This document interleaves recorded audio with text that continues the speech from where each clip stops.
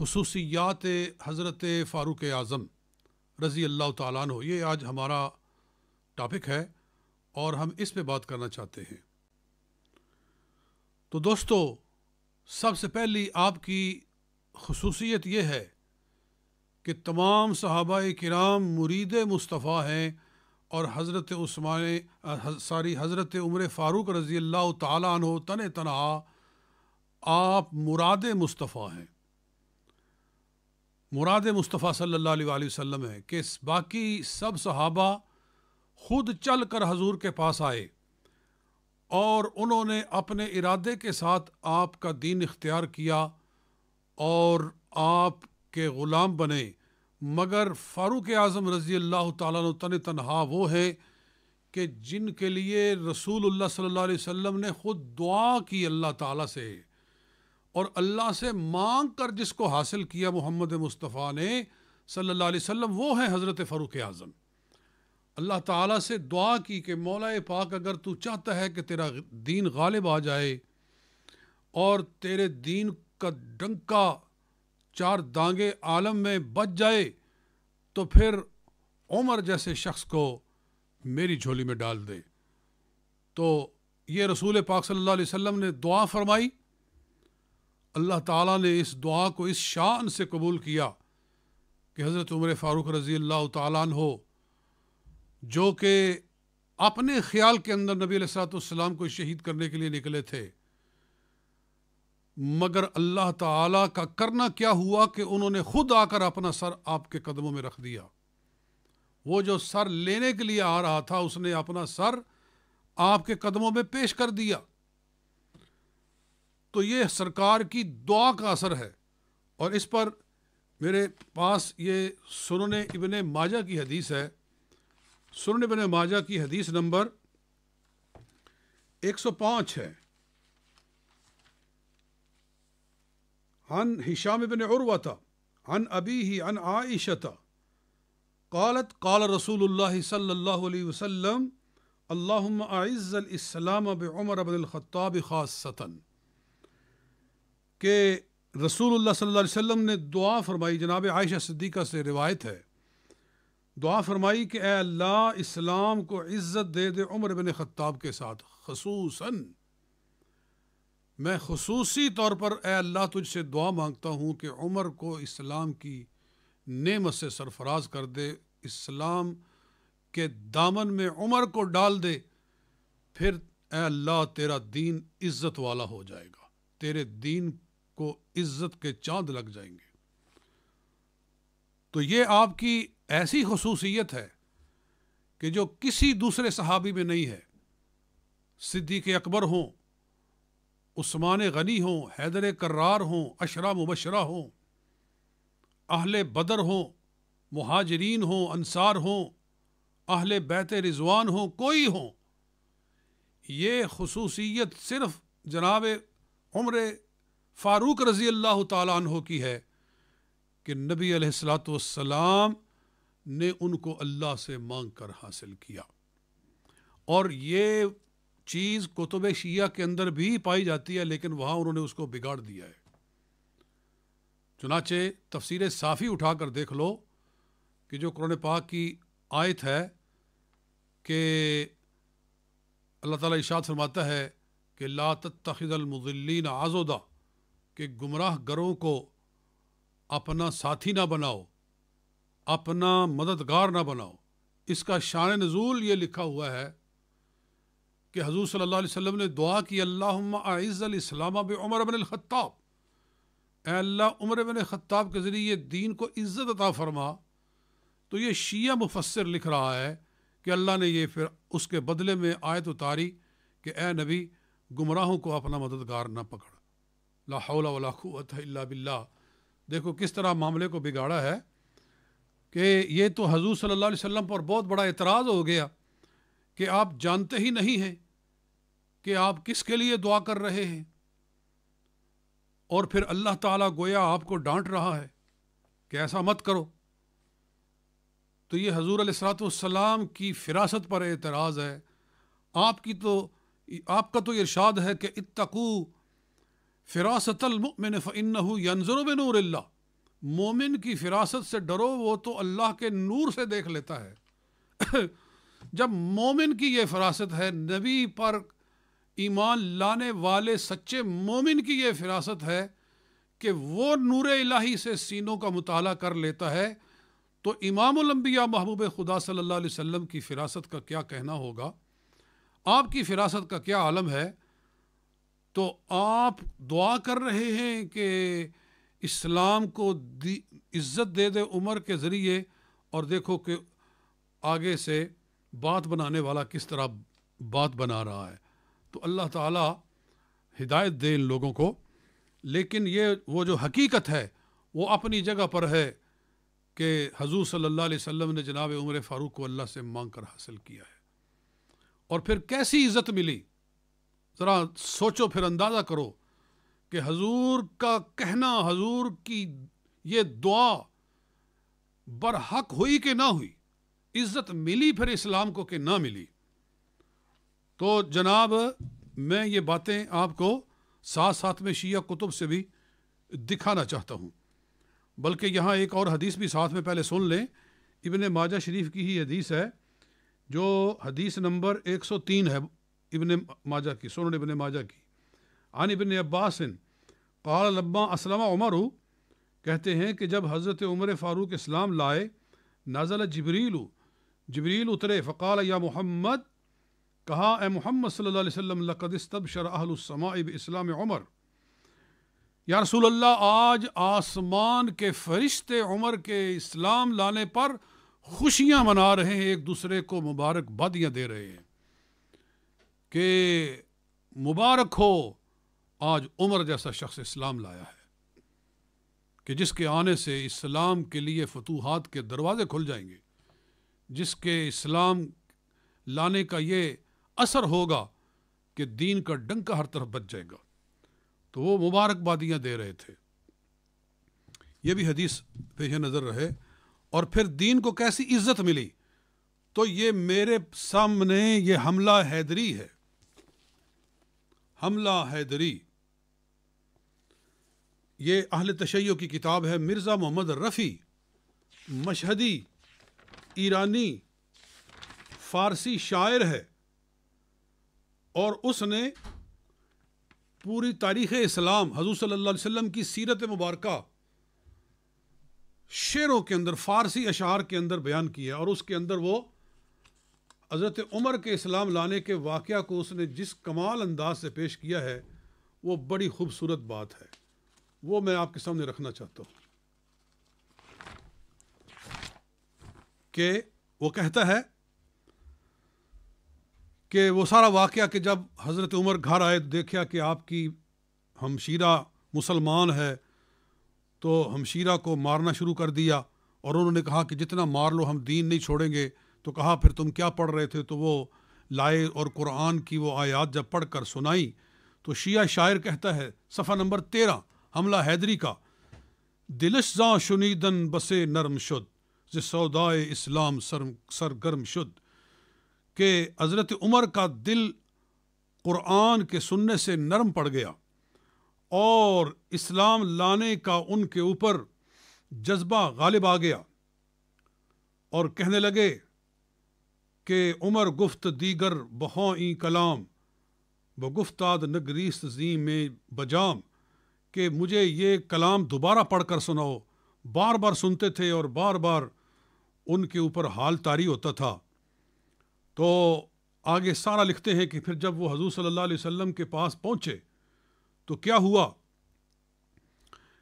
کہ چدر باز کردند بر روے او، درآمد عمر با نبی عذر گو، گرفتش ببر سید الانبیاء، نشاندش بجائے کہ بودش سزا، بگفتند اصحاب ہم تہنیت، وزاں پیش یافت دین تقویت، پس از صاحب دین شد ای مدعا کہ در خدمت سرور انبیاء، بسوئے حرم آشکارا روند، نماز جماعت بجا آورند۔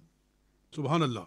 وہ کہتے ہیں کہ پھر جب حضرت عمر آئے اور ان کے لیے دروازہ کھولا گیا، نبی اکرم صلی اللہ علیہ وسلم نے ان کو اپنے باہوں میں لے لیا، اپنے بازوؤں میں لے لیا، گرفتش ببر سید الانبیاء، حضور صلی اللہ علیہ وسلم نے ان کو اپنے بازوؤں میں لے لیا، نشاندش بجائے کہ بود شزا، اور پھر ان کو مناسب جگہ پہ بیٹھنے کے لیے کہا۔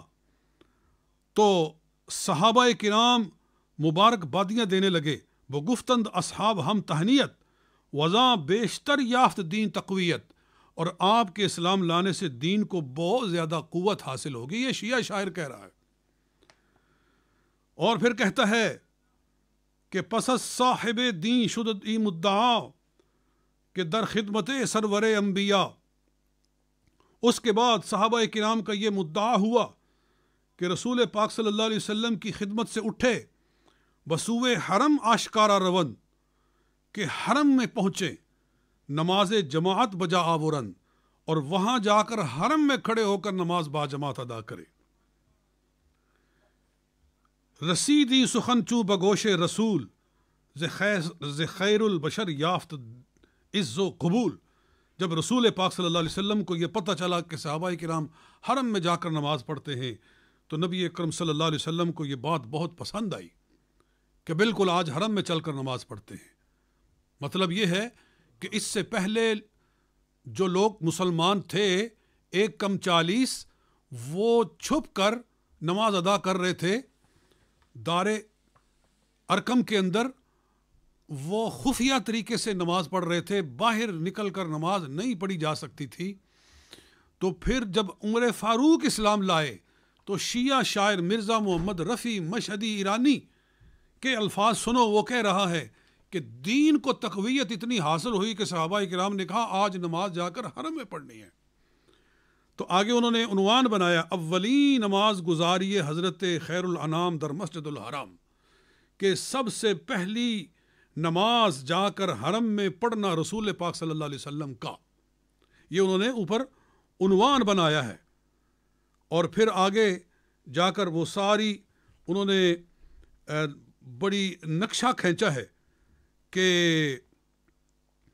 ہمیں رفت در پیش حیدر عمر، حمائل ہما تیغ کی بر کمر، بگر دامدا جمع یاراں تمام، برفتند ایشاں ببیت الحرام۔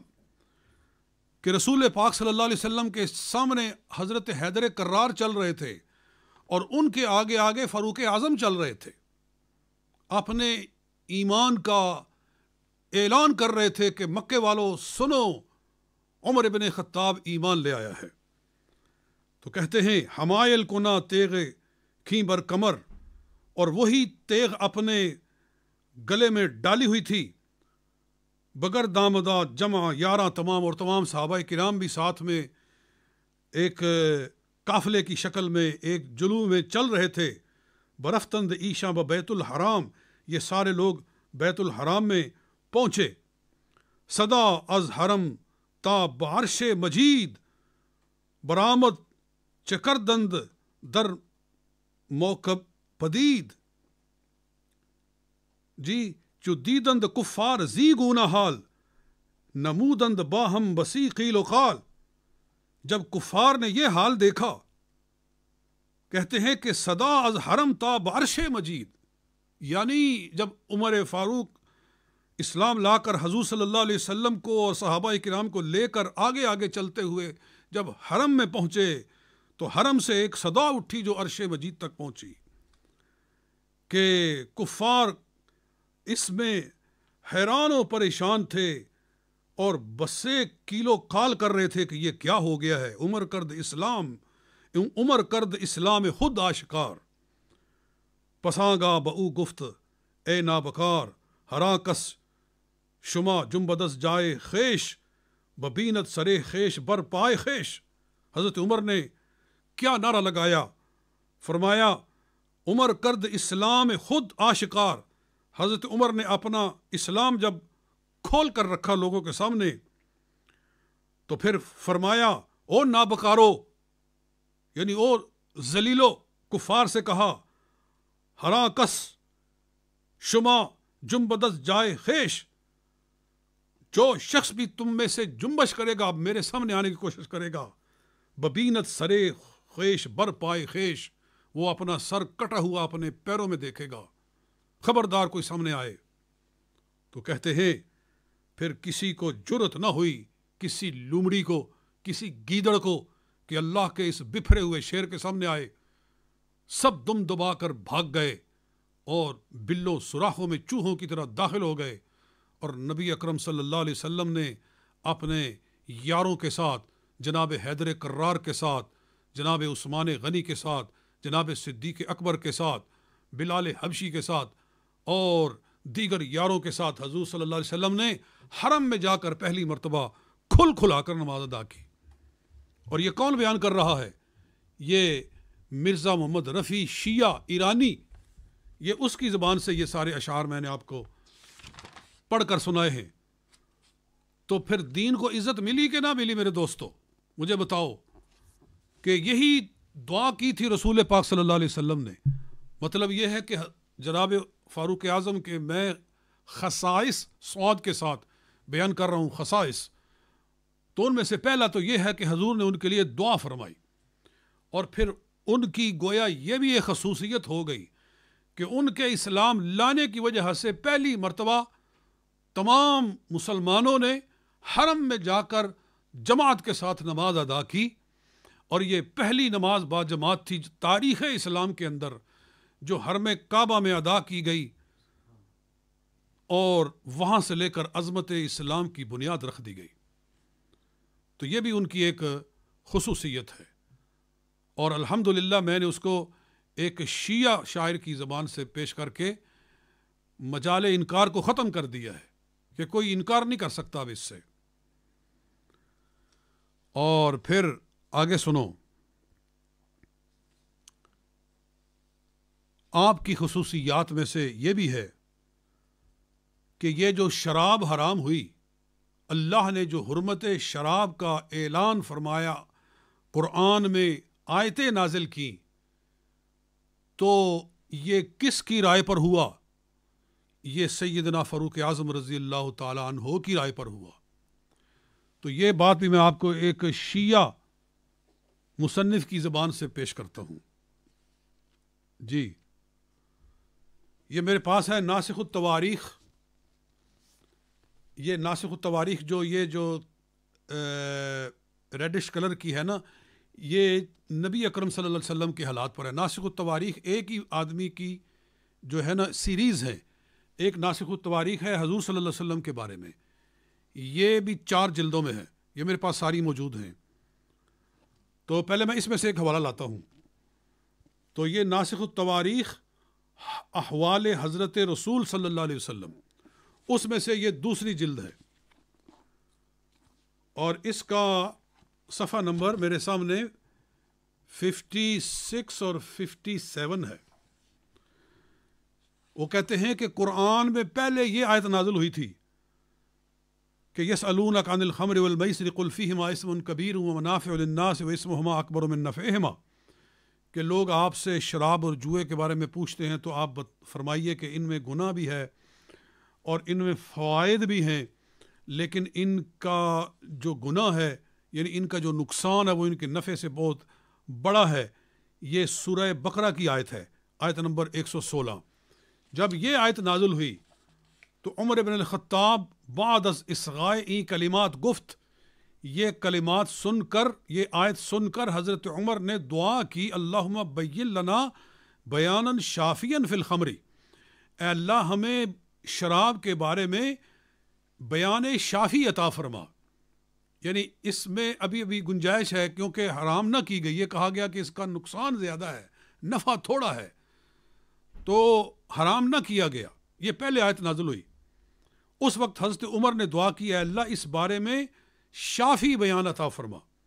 تو کہتے ہیں پھر یہ آیت اتری، یا ایھا الذین آمنوا لا تقربوا الصلاۃ وانتم سکارا حتی تعلموا ما تقولون، کہ اے مومنو تم جب نشے میں ہو تو نماز کے قریب نہ جاؤ جب تک کہ تم جان نہ لو کہ تم کیا کہہ رہے ہو، کہیں نماز میں الٹ پلٹ نہ پڑھ دو.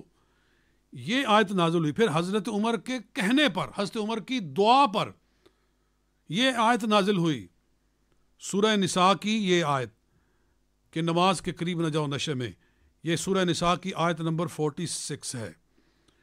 جب یہ نازل ہوئی تو مرزا محمد تقی، اس کا مصنف جو ہے اس کتاب کا مرزا محمد تقی سپہر ایرانی شیعہ، وہ کہہ رہا ہے کہ عمر بن خطاب کے این وقت حاضر بود، وہ وہاں موجود تھے، ہم دست برداشت، انہوں نے ہاتھ اٹھا لیے، وگفت، اور کہا اللہم بین لنا بیانا شافیا فی الخمر، اے اللہ شراب کے بارے میں شافی بیان عطا فرما، کہ یہ تو کہا گیا کہ جب تم نشے میں ہو تو نماز کے قریب نہ جاؤ، اس کا مطلب یہ ہے کہ ابھی بھی شراب حرام نہیں کی گئی، بلکہ صرف نماز کے پڑھنے کے وقت اس کو نہ پیو تاکہ کہیں تمہاری نماز میں خلل نہ آئے، اس کے سوا پیو، تو گویا شراب کی ابھی حرمت نازل نہ ہوئی۔ مگر بہت سارے لوگوں نے شراب یہ سوچ کر چھوڑ دی تھی کہ یہ نماز کو خراب کرتی ہے، لیکن بہرحال حلال رہی ابھی تک۔ پھر حضرت عمر فاروق نے دوبارہ دعا کی کہ یا اللہ اس پر بیان شافی نازل فرما، خدائے برتر این آیت مبارک فرستاد، تو پھر رب العالمین نے یہ آیا مبارکہ نازل فرمائی کہ یا ایھا الذین آمنوا انما الخمر والمیسر والانصاب والازلام رجس من عمل الشیطان فاجتنبوہ لعلکم تفلحون۔ یہ ساری آیت نازل ہوئی، کیا ایمان والو، یہ جوا اور یہ شراب اور یہ بت اور یہ تیروں سے فال نکالنا یہ گندا شیطانی کام ہے، اس سے بچ جاؤ تاکہ تم کامیاب ہو، اس سے بچ جاؤ، اس سے باز آ جاؤ، فاجتنبوہ، اس کو چھوڑ دو۔ اور بلکہ آگے یہ آیت چل رہی ہے انما یرید الشیطان ان یوقع بینکم العداوۃ والبغضاء فی الخمر والمیسر، شیطان تو یہی چاہتا ہے کہ تمہارے درمیان میں بغض و عداوت ڈال دے شراب کے ذریعے، یعنی شراب پی کر لوگ دوسرے کو مارنے لگتے ہیں، ایک دوسرے کا سر پھوڑ دیتے ہیں اور لڑائیاں شروع ہو جاتی ہیں، اور جوا بھی لوگوں میں بغض و عداوت پیدا کرتا ہے، وَيَصُدَّكُمْ عَنْ ذِكْرِ اللَّهِ وَعَنِ الصَّلَاةِ، اور یہ چیزیں تمہیں اللہ کے ذکر سے اور نماز سے روکتی ہیں، فَهَلْ أَنْتُمْ مُنْتَهُونَ، تو پھر تم باز آؤ گے کہ نہیں آؤ گے۔ یہ سورہ مائدہ کی آیت نمبر 94 یہ نازل ہوئی۔ مع القصہ، آگے یہ شیعہ مورخ کہتا ہے مرزا محمد تقی کہ خلاصہ یہ ہے کہ عمر بن خطاب چوں این کلمات بشنید، جب یہ آیت مبارکہ سنی کہ جس میں اللہ نے ٹوٹلی شراب کی حرمت کا اعلان فرما دیا، تو گفت، کہا انتہینا یا ربی انتہینا یا ربی انتہینا یا ربی، اے اللہ ہم باز آ گئے، ہم باز آ گئے، ہم باز آ گئے۔ تو یہ جتنی آیات شراب کے بارے میں نازل ہوئی، پہلے اس کے فسادات بیان کیے گئے، پھر نماز کے قریب اس کے پینے سے منع کیا گیا، یہ ساری جتنی آیتیں شراب کے بارے میں نازل ہوئی ہیں بہرحال آخری فائنل آیت تک، یہ ساری کی ساری حضرت عمر فاروق کی دعا پر نازل ہوئی ہیں اور ان کی رائے پر نازل ہوئی ہیں اور ان کی التجا پر نازل ہوئی ہیں۔ یہ شیعہ شاعر، یہ شیعہ مصنف اور شیعہ مورخ کہہ رہا ہے۔ تو میرے دوستو، میں گویا یہ کہنے پر مجبور ہوں کہ آج اسلامی معاشرہ شراب کی تباہ کاریوں سے محفوظ ہے۔ آج کوئی خالی مسلمان شراب پیتا ہے، یعنی ہزاروں میں کوئی ایک مسلمان شمار کیا جا سکتا ہے جو شراب پیتا ہو، اور تمام مسلمان اس غلیظ اور اس شراب مثل پیشاب سے محفوظ ہیں۔ تو یہ ساری اس کا کریڈٹ جا رہا ہے حضرت عمر فاروق رضی اللہ تعالیٰ عنہ کو، جن کی دعا پر اللہ تعالیٰ نے یہ آیات مبینات کو نازل فرمایا۔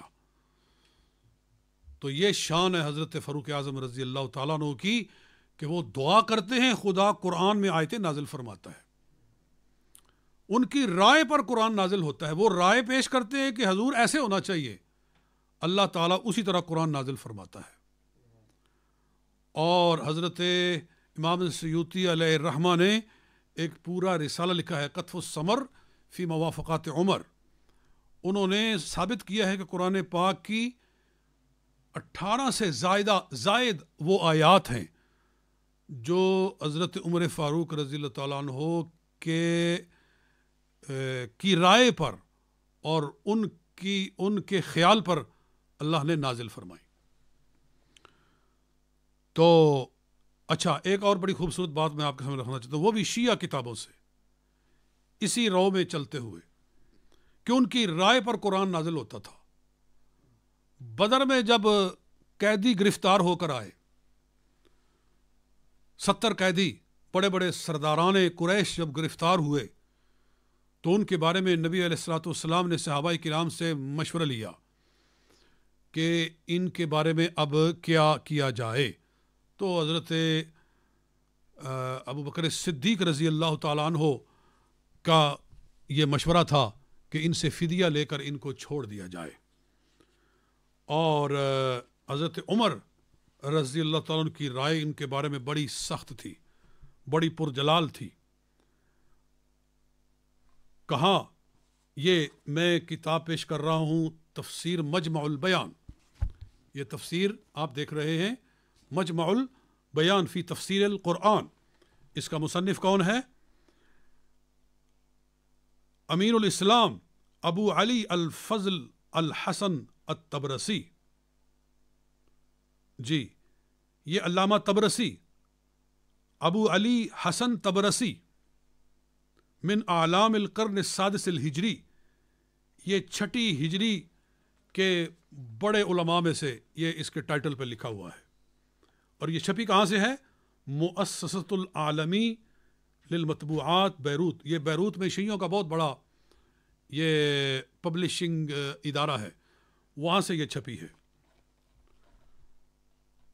حضرت عمر نے عرض کیا اسیران بدر کے بارے میں کہ یا رسول اللہ، کذبوکا واخرجوکا، انہوں نے آپ کو جھٹلایا، انہوں نے آپ کو اپنے وطن مالوف مکہ مکرمہ سے نکالا۔ فقدمہم واضرب عنقہم واضرب اعناقہم، ان کو سامنے لائیے اور ان کی گردنیں اڑا دیجیے۔ ومکن علی من عقیل فیضرب عنقہ، حضرت علی کو حکم دے کہ اپنے بھائی عقیل کی گردن اتارے۔ نہ صرف یہ کہ ان کو قتل کرو، بلکہ کہاں کہ جو قریبی عزیز ہیں وہ اپنے ہاتھوں سے قریبیوں کو قتل کرے۔ وَمَكِّنِّي مِن فُلَانٍ أَضْرِبْ عُنُقَهُ، مجھے اجازت دیجئے کہ میرا فلاں رشتہ دار ان قیدیوں کے اندر ہے، میں اس کی گردن اپنے ہاتھ سے کاٹتا ہوں۔ فَإِنَّ هَؤُلَاءِ أَئِمَّةُ الْكُفْرِ، اس لیے کہ یہ ائمۃ الکفر ہیں۔ وقال ابو بکر، حضرت ابو بکر نے کہا، اہلُکا وقومُکا، یا رسول اللہ، آپ کی قوم ہے، آپ کے رشتہ دار ہیں، استبقہم، ان کو زندہ رہنے دیجئے، وخذ منہم فدیۃ، ان سے فدیہ لے لیجئے، فیکون لنا قوۃ علی الکفار، تاکہ اس فدیے کے ساتھ ہمارے لیے کفار کے مقابلے میں ایک مالی قوت ہو جائے گی۔ تو اس وقت اللہ تعالیٰ نے یہ آیت نازل فرمائی، یہ پیچھے جو آیت ہے کہ ما کان لنبی ان یکون لہ اسریٰ حتی یثخن فی الارض تریدون عرض الدنیا واللہ یرید الآخرہ، کہ نبی کا حق نہیں کہ وہ قیدی رکھے جب تک کہ زمین میں اپنے دین کو پختہ نہ کر لے۔ تم دنیا کا مال چاہتے ہو جبکہ اللہ آخرت چاہتا ہے، اللہ عزیز و حکیم ہے۔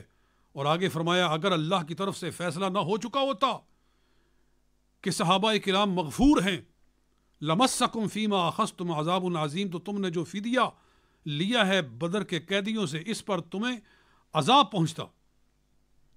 یہ آیتیں نازل ہوئی تو یہ کہہ رہا ہے علامہ طبرسی کہ فقال رسول اللہ صلی اللہ علیہ وسلم، تو حضور صلی اللہ علیہ وسلم نے فرمایا، لو نزل عذاب من السماء ما نجا منکم غیر عمر، اگر آج آسمان سے عذاب اترتا تو عمر کے سوا کوئی نجات نہ پاتا۔ یعنی بدر کے قیدیوں کے بارے میں جو مشورہ، جو رائے حضرت عمر نے دی، اللہ نے من عن اس کو قرآن میں نازل فرمایا۔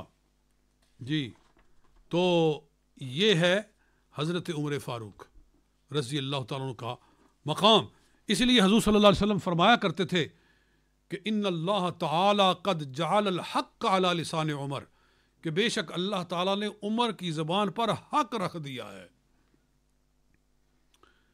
تو یہ بھی ان کی بہت بڑی خصوصیت ہے کہ ان کی رائے پر خدا تعالیٰ نے قرآن کی بیشتر آیتوں کو نازل فرمایا، اور وہ میں کتب شیعہ میں سے چند آپ کو پیش کر چکا ہوں۔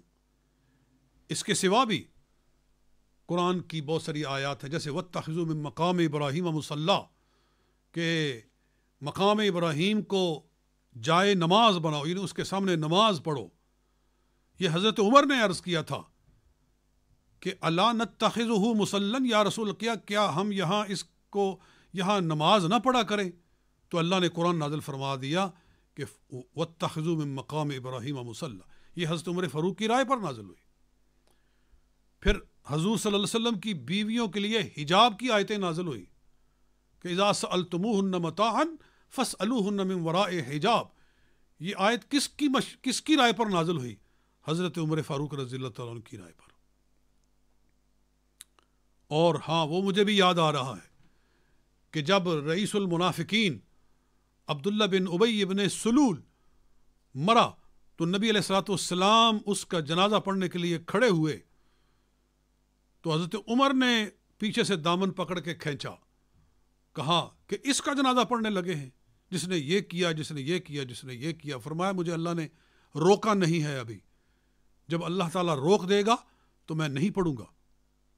تو جیسے ہی آپ نماز سے فارغ ہوئے تو اللہ تعالیٰ نے فوراً قرآن نازل فرما دیا کہ لا تصلی علی احد منہم مات ابدا ولا تقم علی قبرہ انہم کفروا باللہ ورسولہ وماتوا وہم فاسقون۔ یہ آیت بھی حضرت عمر فاروق کی رائے پر نازل ہوئی کہ آئندہ کسی ایسے کافر کا جو اس طرح کے ہیں، ان کا جنازہ، جو کفر پہ مر گئے، ہمیشہ کے لیے مر گئے، ان کا جنازہ مت پڑھو۔